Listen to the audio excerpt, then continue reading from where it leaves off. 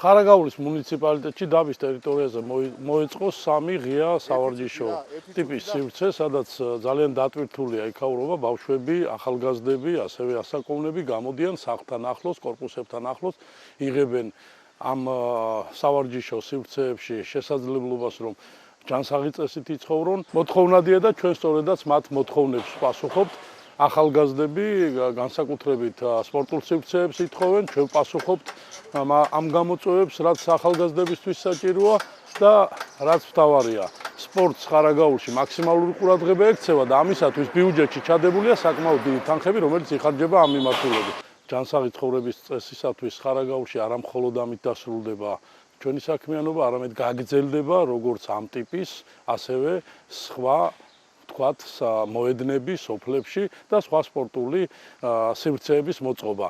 მიგვაჩნია, რომ ეს არის აუცილებელი, ჩვენ ამას გავაგრძელებთ და ჩვენ მოქალაქეებს ექნება შესაძლებლობა ისარგებლონ სწორედაც აი ამ ღია სივრცეებით და ასევე სპორტული მოედნებით.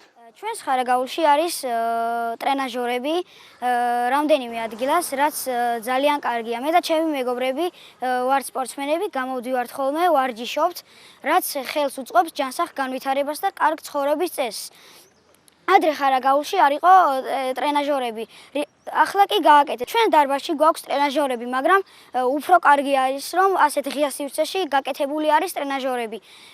ჩემი მიზანია, რომ ვიყო წარმატებული ფეხბურთელი და ვასახელო ხარაგაული და მთლიანად საქართველო. ძალიან მოგწონს ეს ტრენაჟორები, აი ეს გაშლილი სავარჯიშო სივრცე, ადრე არ იყო აქ ეს აშენებული და ეხლა ძალიან კარგია რომ აშენეს, რომ ყოველ დღე შეგვიძლია მოვიდეთ აქა ვივარჯიშოთ. სკოლის პერიოდში ჩვენ კლასებში ვინც ვიყავით, თუნდაც კლასებში არ ყოფილიყავით, გამოვიდოდით ხოლმე ტრენაჟორებზე, როდესაც მოგვირჩებოდა და ვარჯიშობდით და ესე ვარჯიში და ესე ცხოვრება ჩემაზე ძალიან კაია და ძალიან ხელს უწყობს ადამიანის განვითარებას. ვარჯიშობ ხან ვეჯიბრები მეგობრებს, ვინ უფრო ბევრჯერ აიწევა ან დაიწევა და რაღაცა.